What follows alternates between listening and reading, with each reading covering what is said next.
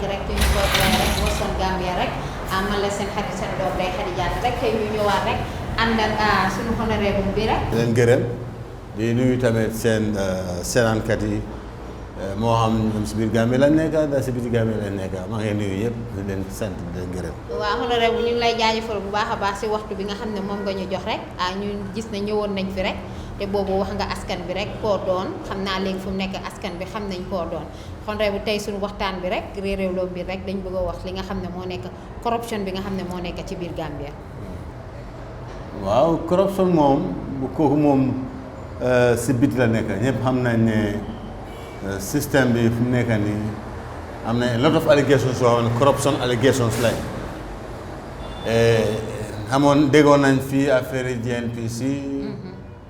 affaire Covid fund ak bu mujjee am di auditors report bi junju ne about $669 million tamit use nañ ko te xamuñ kan moo leen jox autorité bi so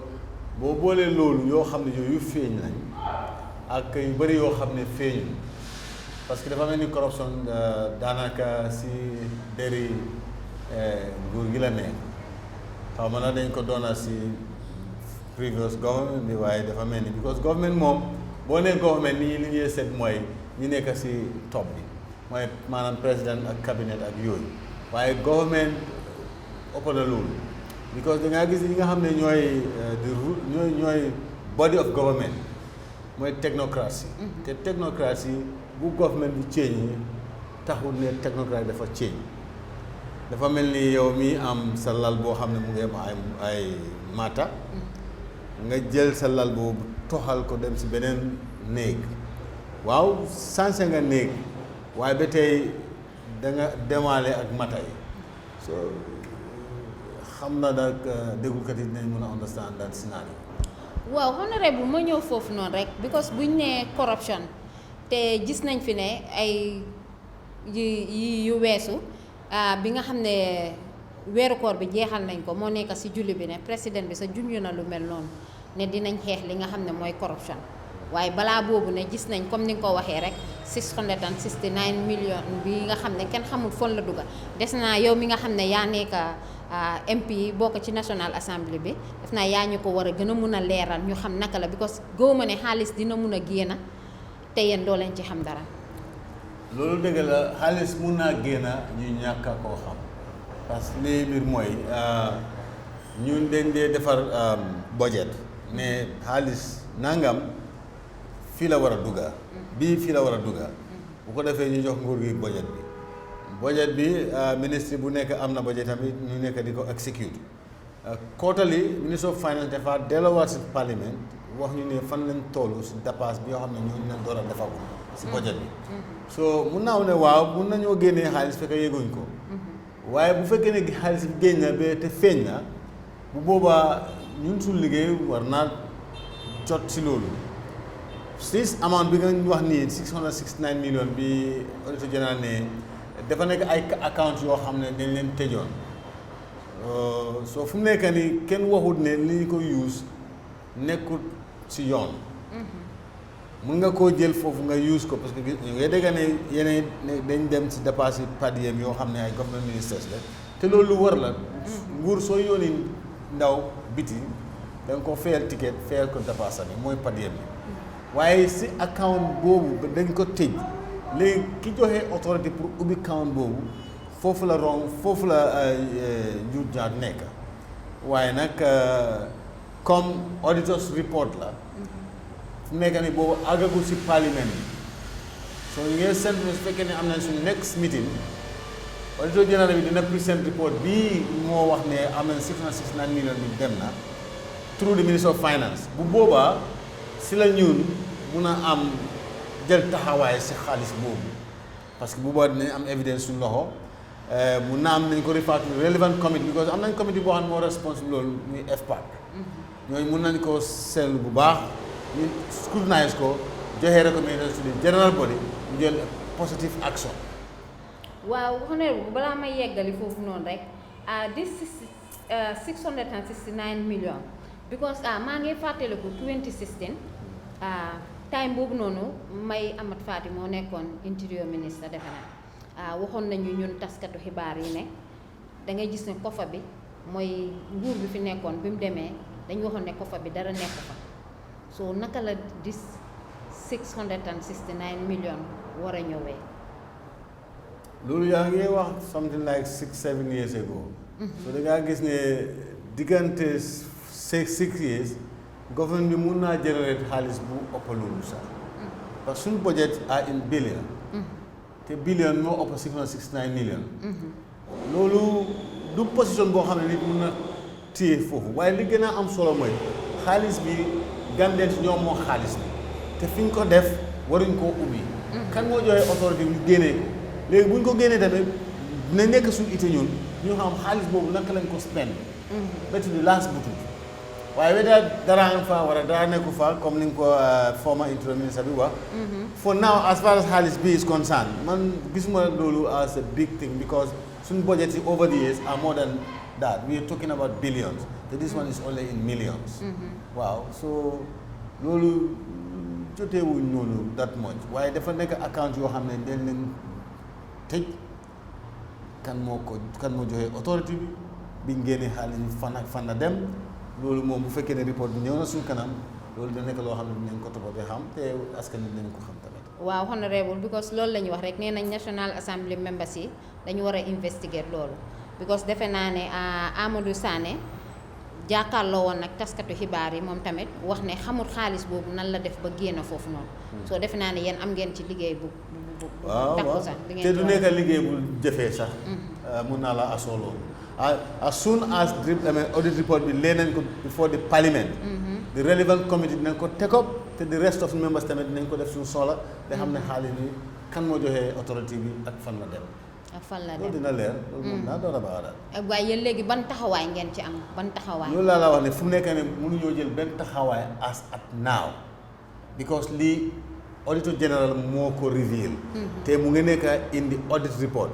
audit report boobu by act. dañ ko war a present to the parliament. annually. so presentation boobu xam naa si next session lañ ko indi bu boobaa lañ naa mën a wax ne yan jéego la ñoo jël waaye li ma la mën a wax te mu leer mooy boobu audit report boobu su ñëwee si parliament bi dañ ko refer to FPAC mooy committee boo xam ne moo responsible about accounts of government. ñooñu dañ ko interrogate investigate def si recommendation indi ko back to the general body wax nañu lii lañ si gis lii lañ recommend bu boobaa nañ jël a collective action. approve report boobu with actions. waaye sure not something will be done about it. waaw honorable bu réeréwloo mbir tamit ne Noa Touré génnoon na fi pour jox clarification xaalis boobu noonu nu mu demee because ci biir waxam wax na ne xaalis boobu ñaari account lañ ko tijjiloon ban gis-gis nga am ci loolu. ba tey account bi waruñ koo ubbi. parce que dañ ko tëj. soo di li wrong foofu the illegality there is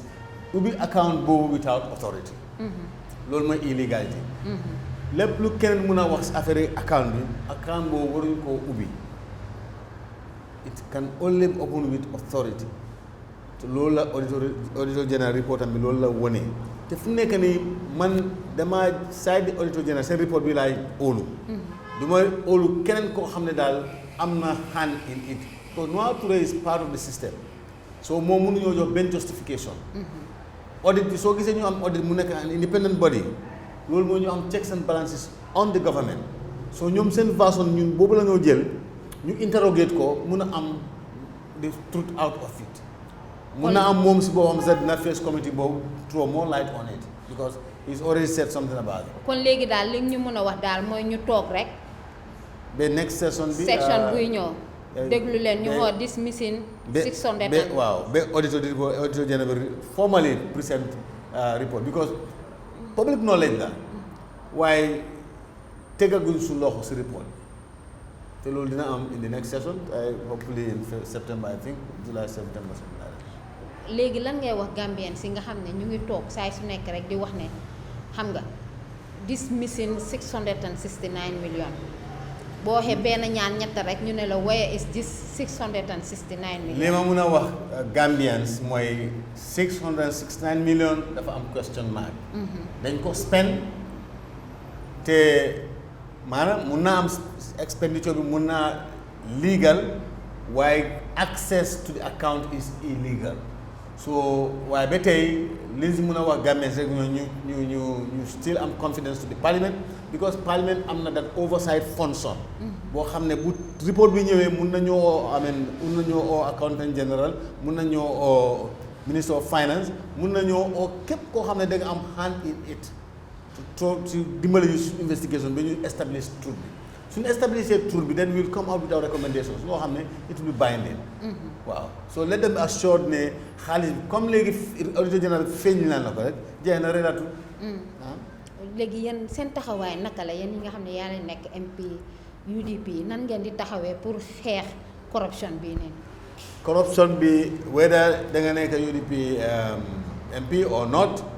corruption bi warugal la suñu ñëpp surtout ñi nga xam ne ñu ngi si parlement bi all the 58 members waaye taxawaay tollu léegi mooy to mitigate or stop corruption dëkk bu nekk da nga war a am luy wax ne anti corruption commission. taxawal ngeen ko loolu. su fekkee ne amuñ anti corruption commission pour fight corruption dina jafe te already am nañ loi boo xam ne is in the offing almost waxoon naa ko si ay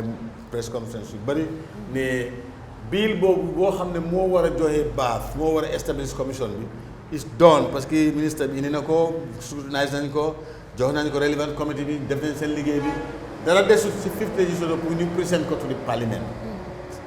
plenary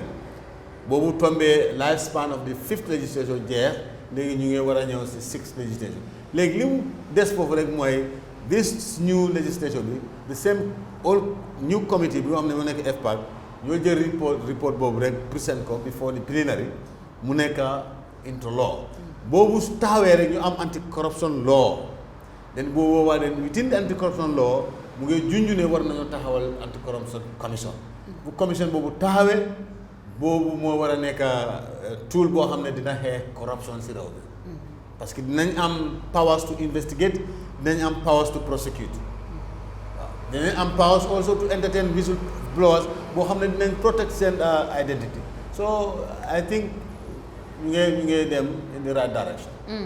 dafa xale yéex rek waaye ñu ngi dem in the right direction because loolu waroon nañ koo am in the fifth legislature long since but comme li ma la ko waxee rek defar loo dafa am process so process moo ko drag ba mu àggadi waaye fu mu nekk nii comité bi pare na si boobu li dese rek mooy présent ko si parlement di la jaajëfal rek di wax ne am nañ yaakaar si yéen gëm ne li ngeen wax rek di ngeen ko mën a xeex ba Gambia mun a jóge fu mu nekk ni yegg feneen léegi nag ñu jógee ci boobu xam naa askan bi foofu leer la ne ñu ñëw rek laajte la luy sa xalaat rek si white paper bi nga xam ne moom since Wednesday bu mu génnee ba léegi ku nekk mu ngi cee wax lu nekk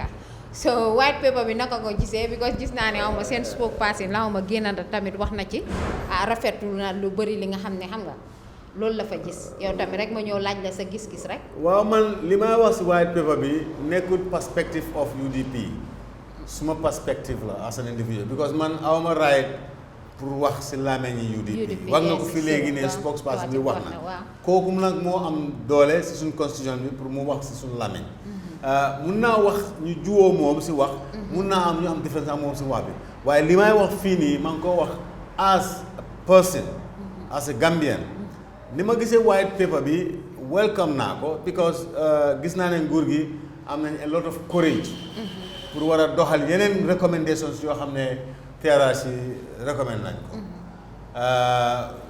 léena rek laa xala am doubt parce que si prosecution bi am na case yoo xam ne am nañ luwaay yoo xam ne pare nañ mun nañoo dem ak moom ñu prosecute according to the recommendation bu TRRC waaye am na yeneen crimes yoo xam ne ñu ngi si within the report te ñu ngi propose ne ñu prosecute leen ñooñu suñ amut yeneen luwaay dina jafe loi yooyu mooy international criminal bill loolu dafa war a nekk into a law government daf ko indi woon last year waaye the behavior of the justice minister tax na ñu daxa ko moom ak biilam yi yëpp because dafa def loo xam ne daal foog parlement bi yar ko dañ ko jox appointment pour mu ñëw before the parlement waxuñu dara mu tukki so loolu ñu samoon ko mu ñëw won ko ne lim def du yoon waaye mënoon nañoo jël harsher punishment waaye dañ ko possibility bi ñu ko jox mooy ñu suspend all his activities with the parliament ba pare ñu wax ko ne mu def a public apology which he did ñëw na mu apologize everybody ñu suspend bi so pro activities yi ñu suspend noonu bill bi foofu si la bokk te bill boobu bu ñëwut am na yeneen things yoo xam ne duñ leen mun a prosecute because they have connection to international crime. léegi nga foog ne bill boobu noonu naka ngeen di def ba bill bi ñëwaat. non bill bi dañoo wax government bi su fekkee ne still am nañ courage te am na determination pour carry on the recommendations to the letter of the TRC in the white paper. They will have to bring the bill back to the parliament ñu promote ko mu nekk a law. waaye taxut yeneen it nañ mun a dox waaye boobu process boobu ngay on waxuma ne boobu su ñëw dara du dox mun nañoo nekk di dox ba ñu indi loolu loi boobu fi mu war a tekkeeram mu mun a tekkeer loolu. waa honorable dama bëgg a xam rek bill boobu su naree ñëw how long la war a jël. well pour nga am a bill mu dem through all the stages mu nekk a loi cannot be less than 3 months. less than 3 months. di nga gis ne ministre su ko indee mu introduce bill bi first reading nañ ko jox appointment I think 2-3 days or so mu ñëwaat for the second reading su ñëwee si second reading bi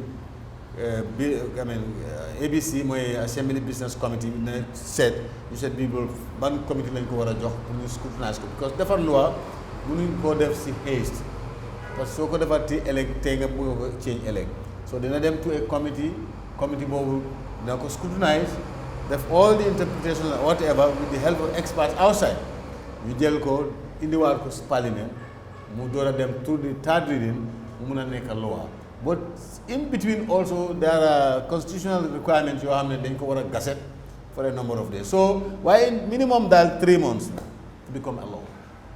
waaw honorable bu ma ñëwaat foofu noonu rek because dama gis ne ñu bëri néem nañ leen di former président vice président bi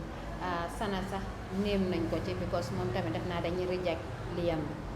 ñoom ñëpp néem nañ seen loolu nga teg ne ñooñu pour ñu prosecute leen ndax ban time la moo jël foogoo ne another 5 years wala 10 years lay doon. mun naa laa wax ne du prosecute all the recommendations su war a def all the prosecutions duñ ko mun a def within like 1 or 2 years. nit ñi moom bu ñu xalaat loolu. koo gis ne even ordinary cases dafa nekk si court for a year 2-3 especially lii nga xam ne these are huge and heinous crimes te they have international elements so pour balaa ñoo wax ne all these recommendations the prosecutions are done and concluded and finalized loolu I can tell you that will take a lot of years waaye as it gets to those years dina nekk di jeexal comme soo commencé dara da ngaa nekk di accomplish them waaye balaa ñoo wax ne finally everything is completed would be into years I cannot tell you exactly how many years la jël waaye dinaa xam ne mun naa la wax ne du nekk ren ak this year next year. waaw honorable si sama gis-gis xam naa lu tax ma laajte loolu man si sama gis-gis sax xam naa ne loolu du mën a nekk léegi waaye dafa mel ni ñun Gambians yi buñ ne lii la rek dañ naan ëllëg ñu def ko. du mën a nekkee noonu Gambians war nañoo nañ génnee seen expectation su daal pour ne lii dafa fast ak nañ ko expecté. buñ buggee sonal seen buñ buggee daa noppal seen boppam nañ jël ordinary cases yoo xam ne ñu ngi ko am si court nga am ma am issue ak yow ma yóbbu la court man ak yow diggante man ak yow rek la how long la day jël nga am issue of land mu dem court how long la day jël these are things like that these are criminal cases some have international elements Gambians war nañoo xam ne this is not going to be a fast thing as they are expecting waaye nag comme li ma la waxee rek bu starté bala ñu wax ne 2, 3, 4 years some of the cases will be completed and people will see the dividend because lii is not only about prosecution but there is reparation as well so lii yëpp are things that boo xam ne daal as it goes on nii nañ gis dividend bi so du nekk a boring thing parce que xam nga su fekkee yaa ngi benn yëf la nga koo xool di xaar waaye li su saa da nga gis bii jeex na kooku am na bosam kii jeexal na kisam lii leen teg moom it will go on gradually like that. Yeah, waaye nag it's not going to be a fast track sort of especially ñi nga xam ne dañ am these international elements of crimes. waaw mu ñëw ci beneen côté rek mooy ñi nga xam ne oo nañ seen tur ci TRRC bi te ñi nga xam ne ñu ngi liggéey ak gouvernement bi ñoom tamit xam nga laal nañ leen. parce que ñu ci bëri dégg naa ne dañ leen war a génnee ci seen liggéeykaay foofu tam bëgg naa nga wax ma ban gis-gis nga fa am. loolu is correct. Those recommendations are excellent. yooyu war a noo jël government time. maa ngi liggéey as whatever I'm adversely mentioned in the TRRC. The recommendation says that lañ ma saag loolu government loolu waru koo jël time parce que loolu du benn court case boobu government is just have to be determined and to just act on the recommendation suñ ne ñu relieve ma suma job bi they will relieve me naka lañ maa relieve I don't know whether the recommendations clear nañ ko whether I will be paid my benefit or no benefit I don't know the details of that white paper bu fekkee ne it is to be paid with benefit government should work it out if it should be paid without benefit government just get up and act on it loolu moom warut a jël time loolu ni ko Gambien si expecté noonu laa ko expecté man I would have expected bala ñoo wax ne 2-3 months rek war nañoo gis ñooñu ñu leen daax clean leen ko génne leen ko si système bi parce que it's just not fair nga nekk toog si kaw nit ñi ñëwee suñu alal yi ñoo la fay nga turn out di ñu toroxal ba commission bi establishé yow dëgg-dëgg lii nga def war nañ laa daax loolu government warut a waste time si loolu. naka nga gisee never again bi aaj bi 22nd ñu war koo tuddee def fa names victims yi nga xam ne ñoo nekk victims si nguuru Jammeh ñu war a ñëw jël aaj bi bind fa seen tur ñoo tuddee ko again never again. Never again I think foofu is the best place boo xam ne mën nañ koo def parce que dégg nañ ko several times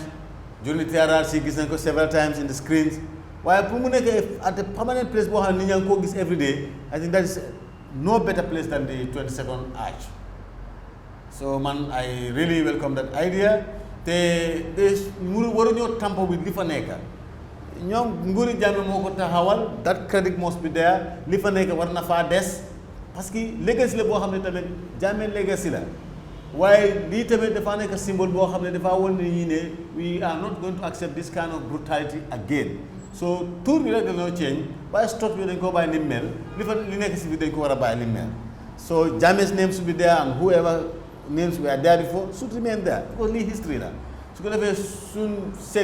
setaat yi suñ fa demee ñu xam ne lii moo xewoon fii waaye nag in the end bi establish truth lii lañ ko def that is good gis nga ne bi fekkee bi 26 change bi amee quickly di Market Square boo xam ne ñooñ dem nañ ko 22nd Square change nañ ko quickly to Market Square the original name so pour change yi tamit I think it should just be immediate. Honorable man la laajte la beneen question rek balaa ma lay ñëw bàyyi nga noppale ko about this new constitution dégg naa ko tamit ci biir white paper because read naa ko fenn ne président bi def naa approuve na pour ñu change constitution fa nekk. ban constitution. bu def naa bu 94 bi la xaw ma waaye something like that comme ak. 1997. xam nga 1997 constitution lañ am. ñu draft a new constitution pour repeal the old one. am the draft one mu nekk la. bu fekkee loolu ngay wax ne loolu la bëgg a indi. loolu is welcome. waxoon na ko moom si boppam si victory interview bi ne dina indi. constitution bi. loolu dana nekk brilliant Gambien si xaalis bi ñu dépassé constitution boobu bëri na te ideas yëpp mu fa everything is there so te loolu is a very good constitution boo ko compare with 1997 boobu is far better than the 1977 constitution. mooy bu bees. bu bees bi moo gën fuuf bi si nekk léegi so bu amee determination pour indi that constitution mu nekk constitution that will be the most welcome thing te loolu yéex na koo def. moom depuis 2017 def war na allow mu nekk constitution bi su ko defee loolu mu nekk part of his legacy. so waaye never late than better late than never bu fekkee ne am na courage indi ko that's most welcome I am one of the persons to support that idea. parce que musuma daaxa draft constitution always I was in support of the new draft constitution. kon léegi ak white paper bi nu mu ñëwee ni ak ni ngay gis changes yi bëri nii. nan nga gisee Gambia dafa mel ni Gambia mu ngeen dem ci kanam wala. oh yes Gambia is moving. we are moving gis nga Gambia ni ñoo demee nii amul kenn ku ñu mën a stop nobody can stop Gambia moving because depuis 2016 bi Gambia si decided ne dañoo change dictatorship to democracy Gambians are ready to move amul benn individual boo xam ne mun ngaa block loolu léegi Gambia try na ko 22 years finally Gambians pushed him out mu ngay nekk tumaranke Equatorial Guinea for 6 good years loolu kenn bëggul loolu nga nekk njiiti nga ne mu ngay tumaranke nag gis nga ko waaw tumaranke la parce que soo jógee sa réew nga dem dëkki jàmbur tumaranke rek nga faa nekka so li doon nice mu nekk fii as ex président comme ni ex président Dado Jawara toogoon fii comme Sénégal boo demee nga am Maître Wade nga am Abdou Diouf nga am keneen ak keneen nga dem Ghana nga am Kufuor nga am keneen ak keneen Mahama all of these are ex président ñu ngi toog si seen kër di enjoy loolu lañ expectoon ne waaye am na benn waxkat ku doon wax mu ne démocratie dafa need changes bu fekkee ne waxtu jot na pour nit ñi ne nga dem nga bañ soo bañee tuuti rek après nga nangu di nga des ba nga continuer am son privilèges waaye boo bañee ba lànka bu ñu la poussé rek da nga torox rek loolu moo dal kii so therefore Gambians are ready comme que loolu mun nañ koo def président Jammeh gis ma kenn koo xam ne mun ngaa block Gambien so pour answer sa question bi rek Gambie mu ngee dem forward parce que Gambians ñoo bëgg a yóbbu Gambie forward te defe naa yéen tamit loolu ngeen doon xeex waaw kon bi yoon jox ngeen crédit président very well loolu moom lu baax la comme ni nga ko xamee rek honorable bañ a jël sa time rek because tey ñu ngi am programme ñu war a dem ñu ne bu ñëwoon rek am benn 20 minutes wala 25 minutes rek kontaan nañ torop pour am la rek nga leeral li nga xam ne lu bëri rek di wax ne rek xam naa du yàgg tuuti rek dinañ ñëwaat si yeneen facettes yoo xam ne rek yoo xam ne tamit dañ ñu tontu comme man ni ma koy waxee rek saa yi ma ñëwee si yow rek damay gën a jàng lu bees because mënuma ñëw si yow dégg lu bëri dem ak moom jàng ko ak nga break ko into pieces jël dajalewaat ko loolu lu bëri la ci man la jaajëfal bu baax maa ngi laa gërëm tamit di la jaajëfal yow tamit parce que it's courageous to do this kind of work ñun tamit comme journaliste yi am nañu wara si yokkite réew bi li ngay def nii dafa yokk réew bi so man suma bunda saa wol open any time ku ñu ma soxla rek ba ma koolee rek dinaa create time ndegem time amut waaye ñun ñoo war a create time su ma déggee di ñëwee time awma time ma ne déedéet ñun ñoo war a create time so time is always available UDP si loo leen nekk fan yi suñu nekk léegi xanaa ñu dem si suñu victory celebration si ak ma ne UDP moom am nañ ndam si élection bi passé nii dégg naa da ngeen di waajal victory celebration talin di nga te fa laa dëkk kenn invite ma de kon you are invited di la jaajëfal bu baax a baax waaw askan bi rek kon mi ngeen ko gisee rek ñoo amaat honorable Madi MK CEESAY mi nga xam ne rek moom moo taxawoon Serekunda West rek te jëlaat ko rek te ngeen dégg wax ju rafet jooju noonu bu mu wax rek wax nañ ko rek Gambia ñun ñëpp ay Gambien la ñoo bokk Gambia lu baax rek lañ bëggal Gambia moo tax ñu nekk fi rek di yee askan gi rek di ñëw si ñu mel ni ñoom ñi nga xam ne ñooy yàgg ci politique bu ko defee ñu wax ñu li nga xam ne loolu moo nekk si seen xel te comme dégg ngeen ko rek li nga xam ne yëfu white paper gis nga ko rafetlu na ko ak despa political lii ni ñu koy waxatee rek ku nekk ak sa political party rek waaye lu rafet bu ñëwee rek da ngay ñëw rek ak sa ngor rek nga di rafet nga comme ni ñu leen koy defee rek Saturday bu nekk rek di leen bàyyi rek ba beneen yoon beneen Saturday incha allah ñu andi leen yeneen façon fii lay xewee si Watson Gambia jërëjëf.